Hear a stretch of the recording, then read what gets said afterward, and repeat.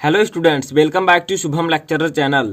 तो स्टूडेंट, इस वीडियो में हम क्लास 12 फिजिक्स एनसीईआरटी के थर्ड चैप्टर जिसका नाम है वैद्युत धारा, इसे इंग्लिश में कहते हैं इलेक्ट्रिक करंट के 10 महत्वपूर्ण प्रश्न उत्तर को समझेंगे। ये मैं आपको बेसिक क्वेश्चंस एंड आंसर बताऊंगा जिसमें आपके न्यूमेरिकल भी इंक्लूड होंगे। तो अगर आप वैद्युत धारा चैप्टर को पढ़ना चाहते हैं या पढ़ रहे हैं तो इन 10 क्वेश्चंस को जानना बहुत ही ज़्यादा इंपॉर्टेंट है।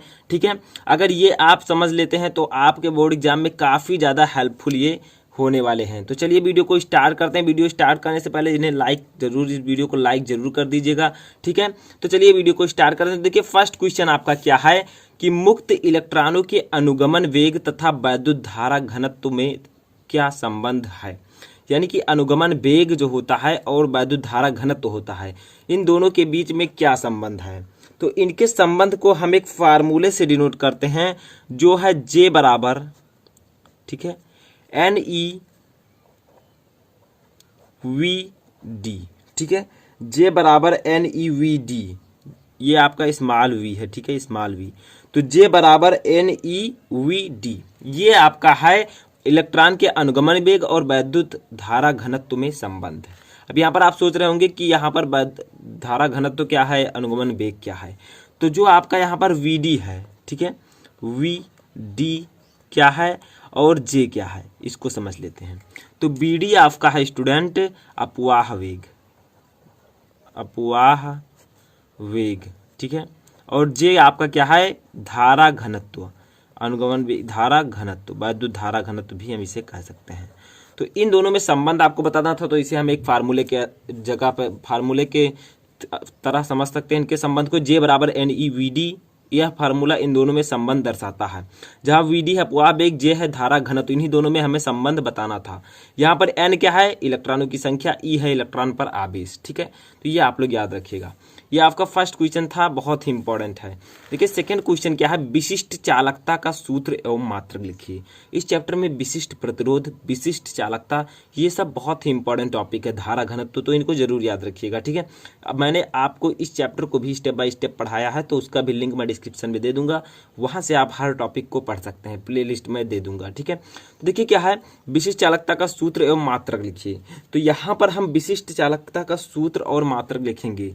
तो विशिष्ट चालकता को हम लोग डिनोट करते हैं किससे, सिग्मा से। तो सिग्मा से हम डिनोट करते हैं विशिष्ट चालकता को। तो सिग्मा इक्वल टू आपका होता है 1/रो, इसे हम लोग कहते हैं रो। ठीक है, याद रखिएगा, सिग्मा इक्वल टू 1/रो। जहां पर आपका सिग्मा क्या है, विशिष्ट चालकता है, तो लिख देते हैं यहाँ पर हम सिग्मा क्या है और रो क्या है। ठीक है, तो सिग्मा आपका है विशिष्ट चालकता, विशिष्ट चालकता, और जो रो आपका है ये आपका क्या है स्टूडेंट, तो जो रो है आपका ये है विशिष्ट प्रतिरोध। ठीक है, विशिष्ट प्रतिरोध, तो हम कह सकते हैं कि विशिष्ट प्रतिरोध के व्युत्क्रम को क्या कहते हैं, विशिष्ट चालकता कहते हैं। ठीक है, ये डेफिनेशन भी आपको पता हो गया। तो सिग्मा इक्वल टू 1/रो, सिग्मा है विशिष्ट चालकता, इसका सूत्र हमें लिखना था, यही सूत्र है, जहां पर रो आपका है विशिष्ट प्रतिरोध। ठीक है, अब बात आती है मात्रक की, तो यहां पर हम इसका मात्रक भी लिख लेते हैं। तो इसका मात्रक जो होता है स्टूडेंट वो क्या होता है, तो इसका जो मात्रक होता है वो होता है मोहो, ठीक है, metre inverse, metre inverse, mho metre inverse इसका मात्रक होता है। तो याद रखिएगा, बहुत ही ज़्यादा इंपॉर्टेंट है। ठीक है, समझ में आया। तो विशिष्ट चालकता का सूत्र ये होगा सिग्मा इक्वल टू 1/रो, मात्रक होगा मोहो मीटर इनवर्स। ठीक है, इसके बाद में हमारा तीसरा क्वेश्चन है कि किसी धारावाही चालक के भीतर वैद्युत क्षेत्र ई वेक्टर तथा धारा घनत्व जे वेक्टर में क्या संबंध है। यानी कि किसी धारावाही चालक के भीतर जो वैद्युत क्षेत्र ई वेक्टर और धारा घनत्व जे वेक्टर होता है, इनके बीच में क्या संबंध होता है। तो इसके संबंध को हम एक फार्मूला से प्रदर्शित करते हैं। देखिए फार्मूला क्या है, तो इसका फार्मूला है student E equal to, E vector equal to, ठीक है, रो इंटू जे वेक्टर। ठीक है, तो E vector equal to rho into J vector, ये इन दोनों में संबंध होता है, फार्मूले के जरिए मैंने बताया। जहां पर ई क्या है आपका, ऊपर दिया गया है वैद्युत क्षेत्र, ठीक है, और रो जे क्या है आपका, धारा घनत्व। तो यहाँ पर रो क्या है, तो रो हम लिख देते हैं यहाँ पर ठीक है।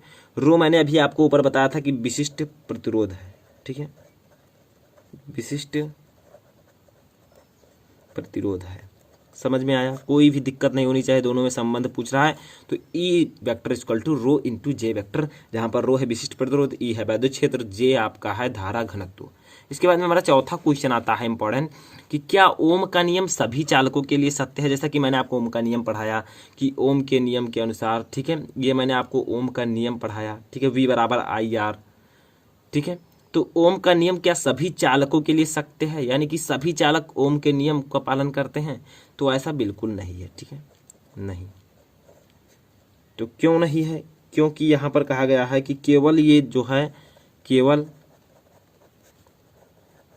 धात्विक, ठीक है, जो धात्विक चालक होते हैं, केवल धात्विक चालकों के लिए सत्य है, के लिए सत्य है। तो समझ में आया? एक बार फिर से देखिए, क्या ओम का नियम सभी चालकों के लिए सत्य है? तो नहीं, केवल धात्विक चालकों के लिए ओम का नियम सत्य है, ठीक है। समझ में आया? बहुत ही इंपॉर्टेंट है। इसके बाद में हमारा पांचवा इंपॉर्टेंट क्वेश्चन देखते हैं। तो देखिए स्टूडेंट, हमारा जो पांचवा क्वेश्चन है बहुत ही सिंपल क्वेश्चन मैंने यहाँ पर लिया है, ठीक है। क्या कहा गया कि ऐसे 3 पदार्थों के नाम लिखे जिनकी प्रतिरोधकता ताप बढ़ाने पर घटती है। यानी कि ऐसे 3 पदार्थ का नाम बताइए जिनकी जो प्रतिरोधकता होती है, ठीक है, वो ताप बढ़ाने पर घटती है। क्यों घटती है? कौन कौन से ऐसे 3 चालक हैं? तो जो 3 चालक हैं वो है कार्बन, नंबर 1, नंबर 2 आपका आता है सिलिकॉन, ठीक है, और नंबर 3 आपका आता है जर्मेनियम।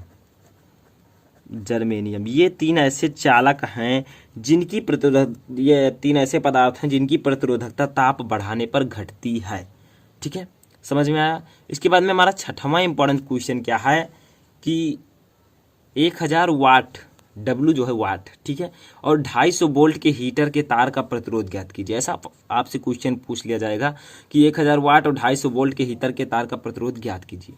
तो पहले आपको क्या करना है, इस न्यूमेरिकल, ये एक न्यूमेरिकल है तो इसमें जो जो दिया है उसको लिख लेते हैं। 1000 वाट जो है ये वैद्युत शक्ति या फिर वैद्युत सामर्थ्य का मात्रक है, ठीक है। तो वैद्युत शक्ति को हम P से डिनोट करते हैं, तो P इक्वल टू आपका दिया गया है 100 वाट, ठीक है। उसके बाद में 250 वोल्ट दिया गया है, तो वोल्ट को हम किससे, वोल्ट किसका मात्रक है? विभव का, तो V इक्वल टू आपका हो जाएगा 250 वोल्ट, ठीक है। अब एक फार्मूला, बहुत ही इंपॉर्टेंट फार्मूला याद रखना है आपको। निकालना क्या है? यहाँ पर निकालना है आपको R, प्रतिरोध निकालना है, ठीक है। तो इसके लिए एक फार्मूला होता है, उसको मैं बता देता हूँ। R इक्वल टू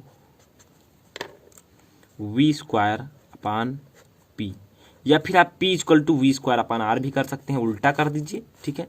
समझ में आ रहा है? इस प्रकार से कर सकते हैं। अब देखिए इसको कैसे सॉल्व करेंगे। V के स्थान पर हम क्या रखेंगे? 250, यानी कि 250, ठीक है। तो 250 का होल स्क्वायर करेंगे तो 250 गुणे 250 यानी कि 2 250 हैं, तो होल स्क्वायर अपान P कितना है आपका? 1000 वाट, 1000 है तो इससे ये कट जाएगा, इससे ये कैंसिल हो जाएगा, बचा का आपका 625/10। तो जब आप इसको डिवाइड करेंगे तो आपका R जो प्रतिरोध लास्ट में आएगा वो आ जाएगा 62.5, एक पॉइंट आपका इधर हो जाएगा जब 10 से डिवाइड करेंगे तो 60.5 ओम, ये ओम का साइन है, ठीक है। तो ये आपका हो जाएगा सही आंसर। समझ में आया? इस प्रकार से आप किसी भी छोटे मोटे न्यूमेरिकल को आसानी से लगा सकते हैं, जैसे मैंने लगाया इस फार्मूले के जरिए। अब यहाँ पर ये भी हो सकता है कि आपके पास R दिया हो, प्रतिरोध हो, आपसे ये P पूछ लिया जाए, वैद्युत शक्ति, आपको इसी फार्मूले को यूज करना है। 7वां क्वेश्चन हमारा यहाँ पर आता है कि निम्नलिखित धातुओं को वैद्युत चालकता के बढ़ते हुए क्रम में लिखिए।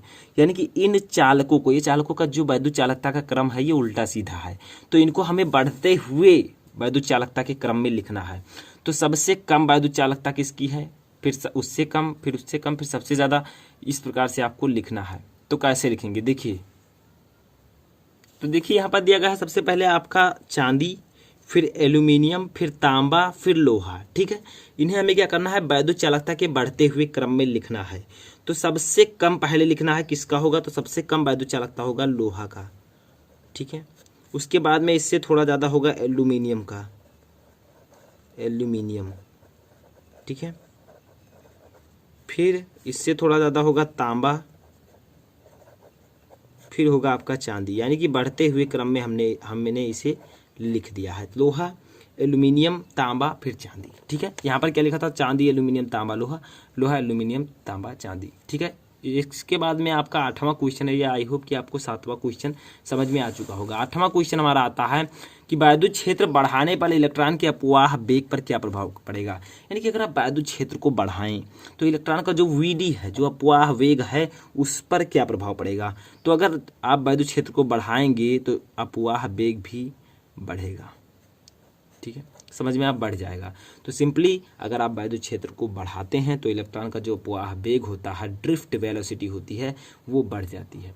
तो ये थे आपके टॉप 8 इंपॉर्टेंट क्वेश्चन वैद्युत धारा चैप्टर के। और भी क्वेश्चंस मैं लेकर आऊँगा, ये तो बेसिक क्वेश्चन थे, छोटे छोटे क्वेश्चन।